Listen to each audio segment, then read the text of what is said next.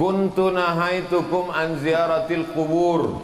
Dulu aku melarang kamu ziarah kubur, kata Nabi. Dulu zaman awal-awal Islam dilarang berziarah kubur, karena waktu itu orang ziarah kubur hanya untuk sombong menyombong. Hai fulan bin fulan yang perang tak pernah luka, hai fulan bin fulan yang kaya raya, hai fulan yang fulan banyak harta banyak kuasa. Itulah yang disindir Allah dalam surat Alhaakumut Takatsur. Kamu sombong menyombong hatta zurtumul maqabir, sampai di kubur pun kamu tetap juga sombong menyombong.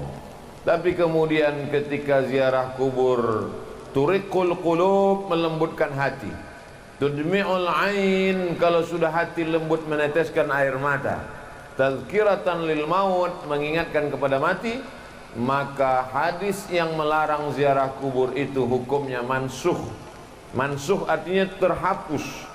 Maka kata Nabi, fazuruha, silahkanlah kamu berziarah kubur.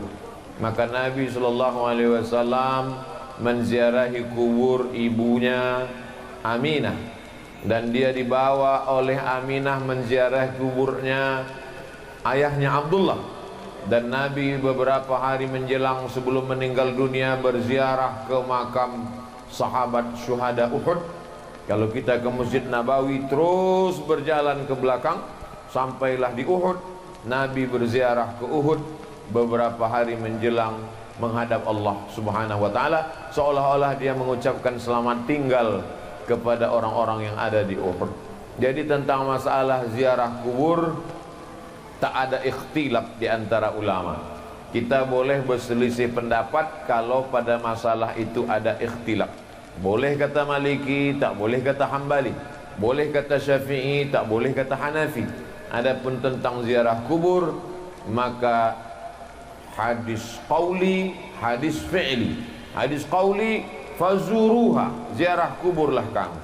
Hadis fi'li, perbuatan Nabi Muhammad SAW. Maka tak ada yang bisa mengelak daripada berbuat perbuatan ziarah kubur, karena dua-dua dalil menunjukkan tentang disunnahkannya berziarah ke makam orang-orang beriman. Ini poin yang pertama. Poin yang kedua, Nabi SAW tidak menyebutkan waktu tertentu, tak menyebutkan batas tertentu. Maka ini pernah ditanyakan kepada ulama Al-Azhar namanya Syekh Atiyah Saqar. Beliau menjawabnya dalam kitab Fatawa Al-Azhar. Syekh, apa hukumnya berziarah pada waktu tertentu menjelang Ramadan, pagi Idul Fitri? Maka kata Syekh Atiyah Saqar, berziarah kubur itu hukumnya umum, maka berlakulah hukum umum. Jadi orang berziarah terserah dia, mau pagi, mau petang, mau siang, mau malam, mau menjelang Ramadan, mau di bulan Ramadan, mau menjelang Idul Fitri, mau di pagi Idul Fitri, maka silakan ziarah. Adapun hadis yang melarang, la'anallahu zuwaratil kubur, Allah melaknat perempuan yang berziarah kubur. Bunyi kalimatnya, Allah melaknat zuwaratil kubur, perempuan yang ziarah kubur. Maka sesungguhnya di situ ada kronologisnya. Ada seorang perempuan, anaknya meninggal, lalu dia ziarah pagi, ziarah petang, ziarah siang, ziarah malam untuk mempersedih-sedih diri. Ada seorang perempuan yang suaminya meninggal, diziarahinya tiap hari hanya untuk membuat dirinya semakin berduka, semakin bersedih, lalu kemudian niyahah meratap. Maka Nabi mengatakan, la'anallahu zuwaratil kubur, Allah melaknat mereka yang selalu ziarah kubur hanya untuk mempersedih-sedih diri. Adapun berziarah kubur untuk mengambil pelajaran, maka sesungguhnya kita amat sangat dianjurkan. Waktunya tidak terikat dengan apapun, maka bebas kapan saja. Hari baik, bulan mulia.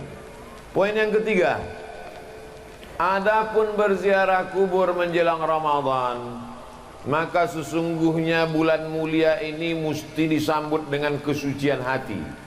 Disucikan hati dengan berzikir, tadi sudah.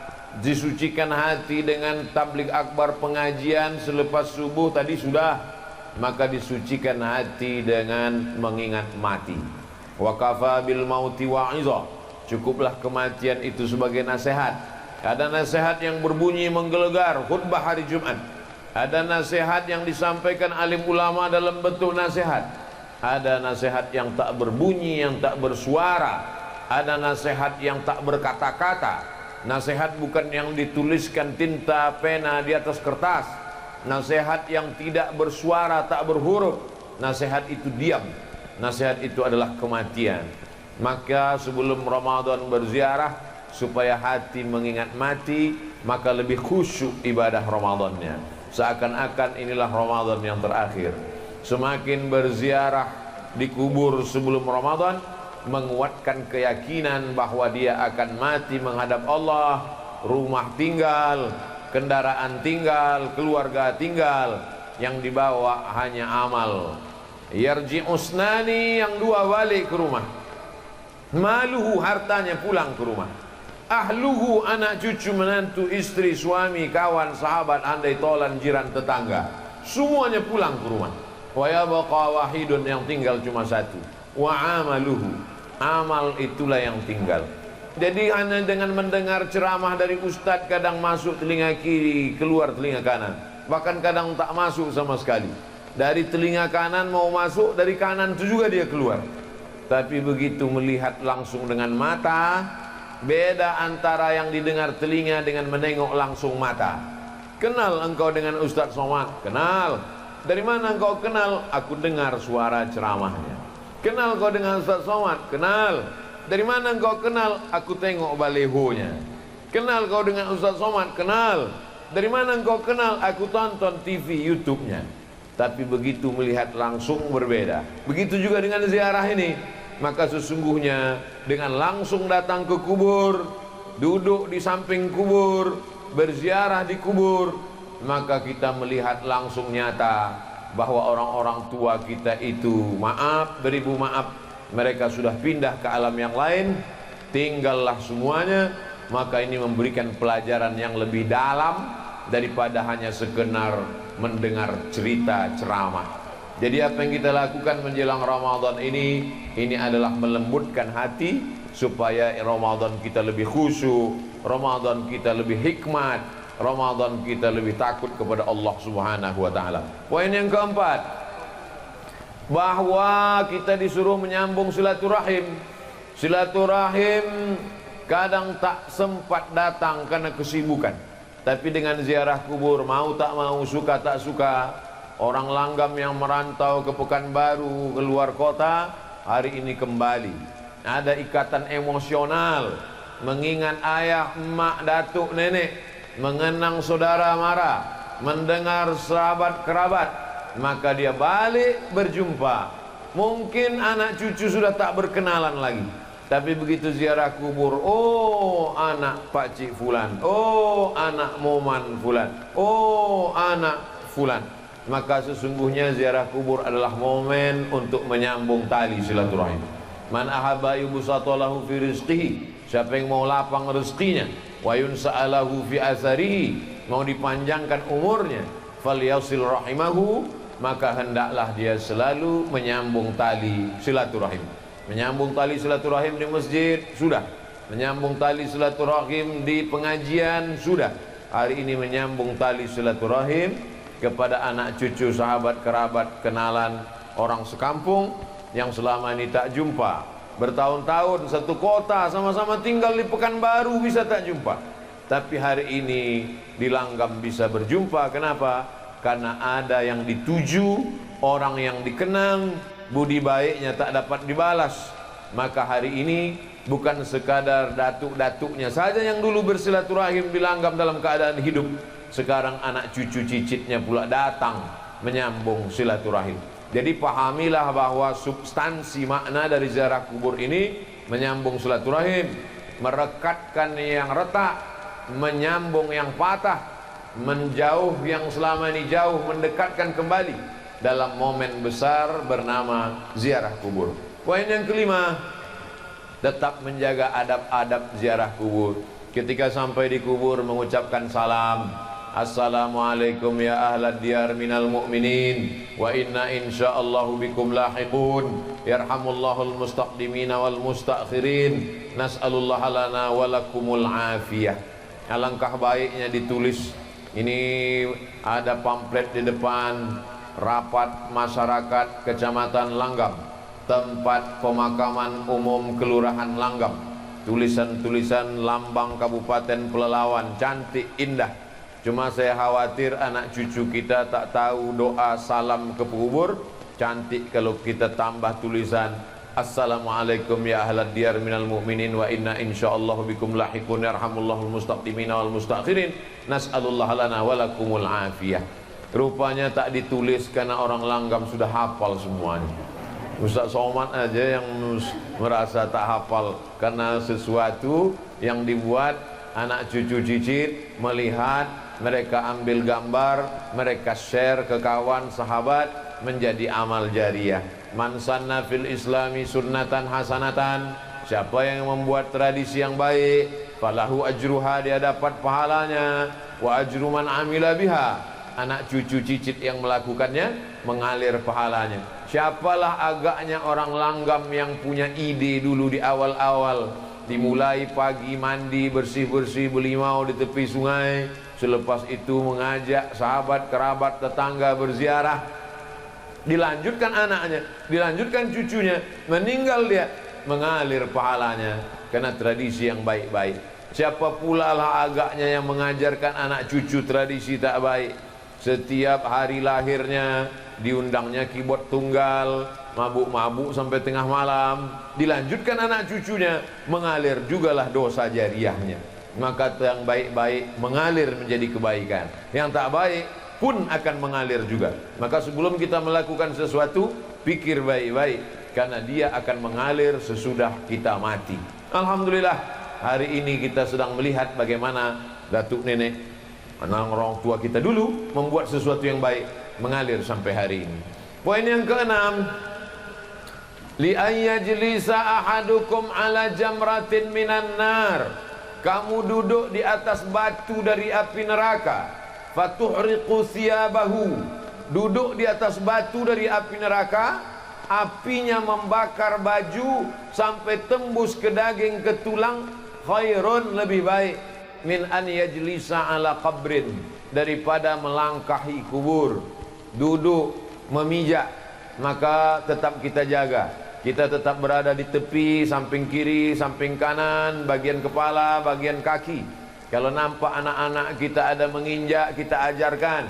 Lebih baik duduk di atas batu dari api neraka, terbakar kulit sampai tulang belulang, lebih baik daripada duduk di atas kubur.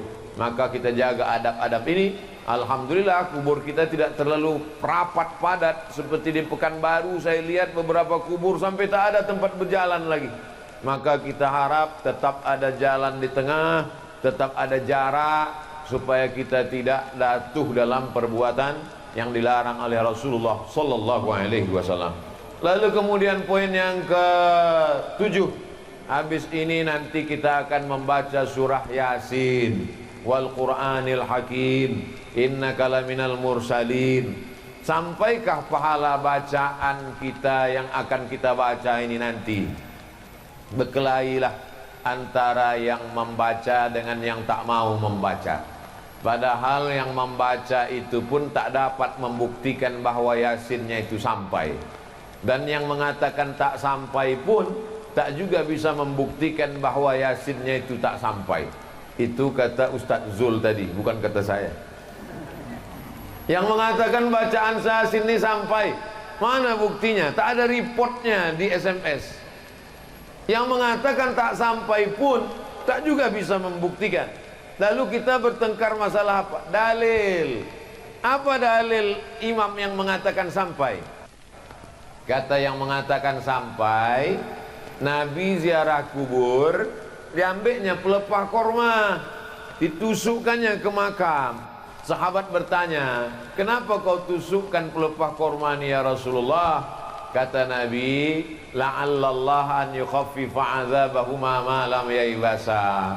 Selama pelepah korma ini basah, pelepah korma ini bertasbih, maka tasbihnya sampai kepada orang meninggal. Dari hadis ini kata Imam Nawawi, hadis ini ada dalam Sahih Muslim. Kalau kita baca Sahih Muslim, baca penjelasannya dalam Syarah Sahih Muslim. Namanya kitab Al-Minhaj, Syarah Sahih Muslim Ibnul Hajjaj. Kata Imam Nawawi, kalau tasbih pelepah korma sampai, maka bacaan Quran orang beriman lebih utama, lebih sampai. Karena orang beriman lebih mulia dari pokok kurma. Jadi kalau ada orang mengatakan bacaan Yasin tak sampai, berarti dia mengatakan Abdul Somad lebih buruk daripada pelepah kurma. Kalau tasbih saja sampai, apalagi baca Quran.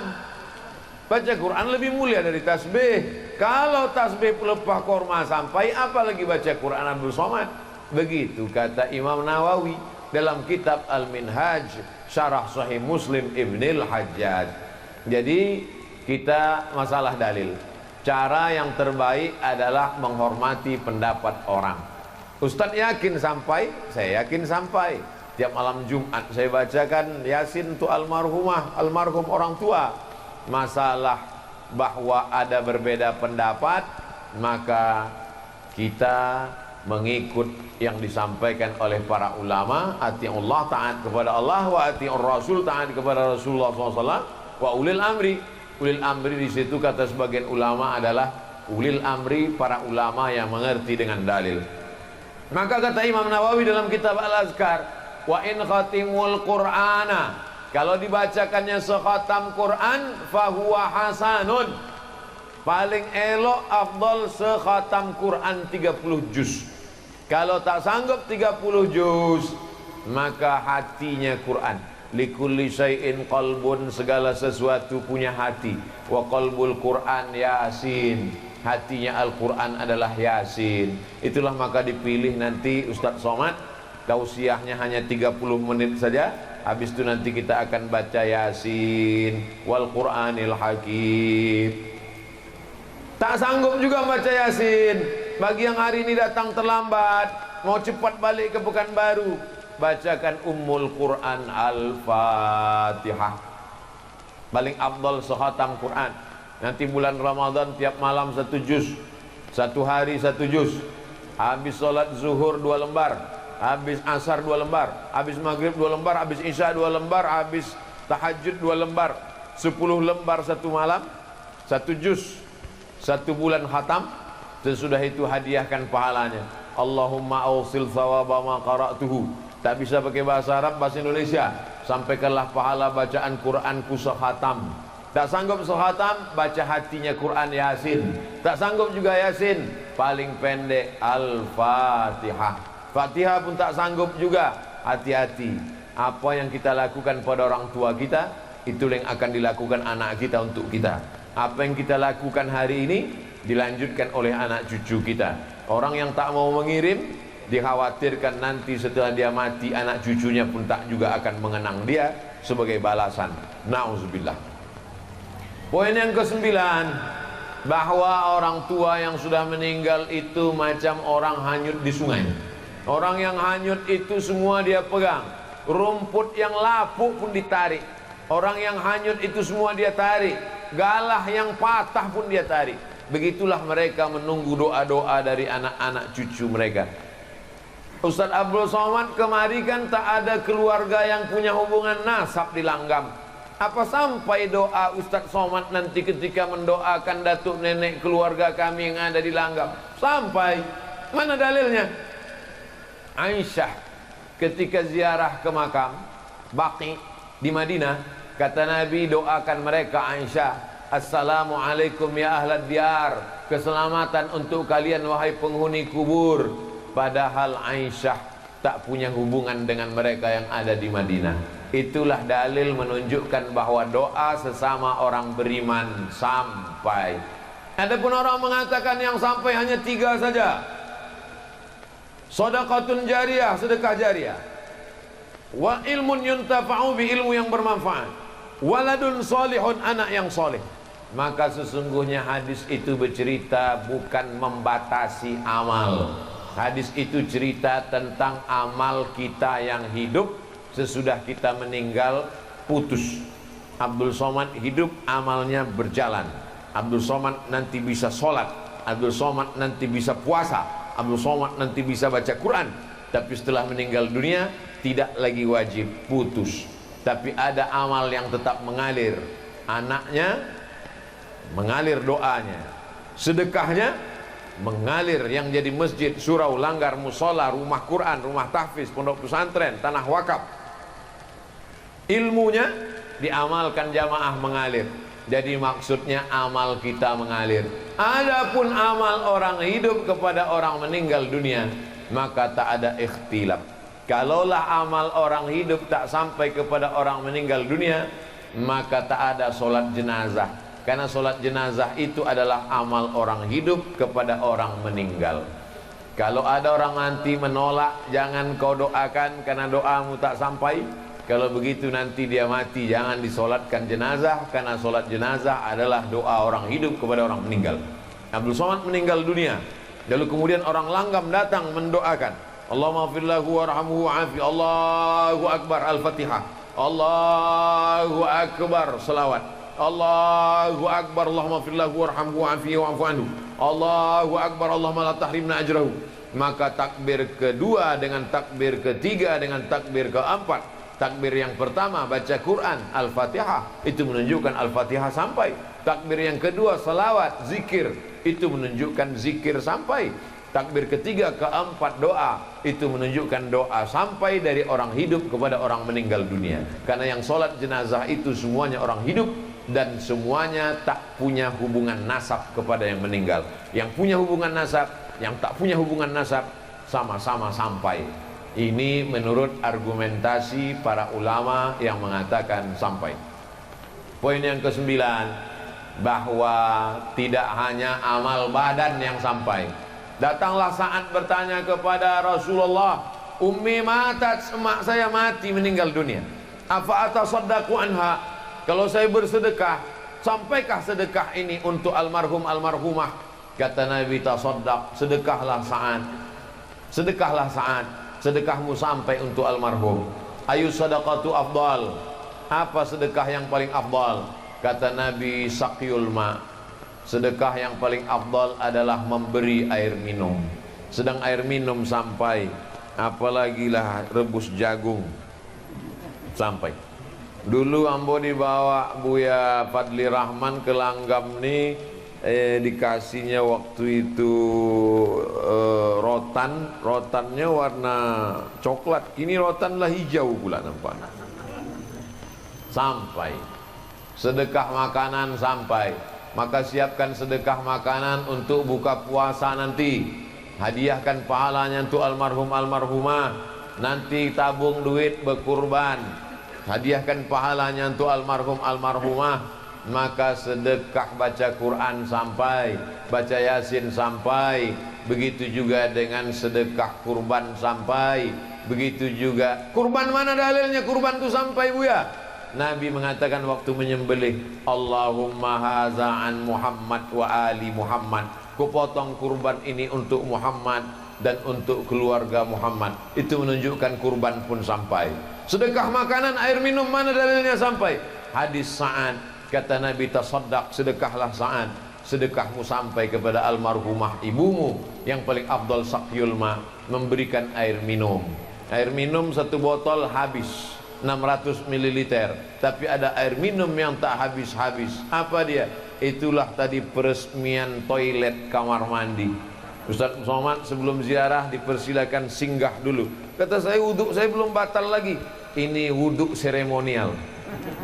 Karena ada orang Langgam yang bersedekah toilet, WC 2 pintu, lalu kemudian keran air wudhu, lalu kemudian saya pun berwudhu di sana untuk membangkitkan syiar.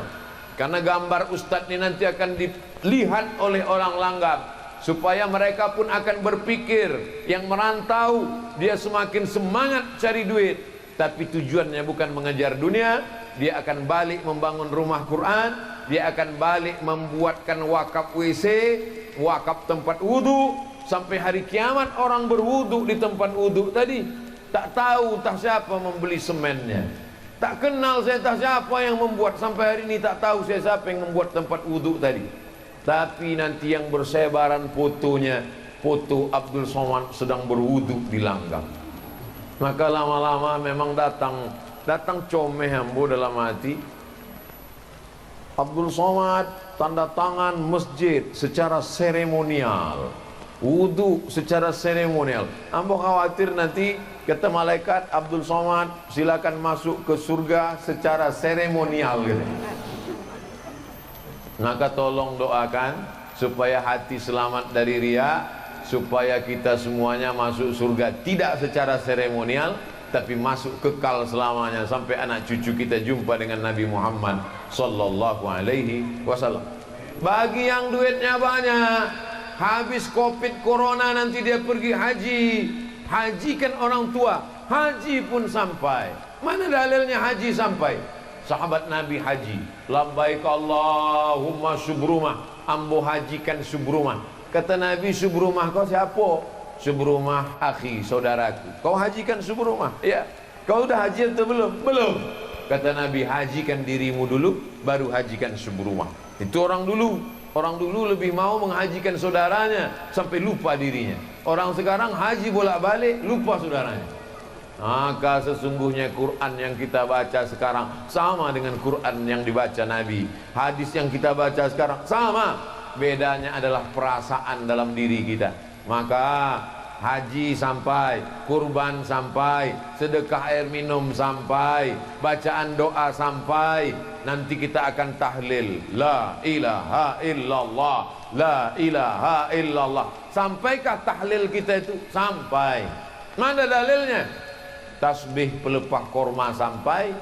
Ada yang lebih afdal daripada tasbih, afdalu zikri la ilaha illallah. Kalau tasbih subhanallah subhanallah subhanallah sampai, maka tahlil la ilaha illallah pun lebih utama untuk sampai. Beda anak kandung sama anak orang lain.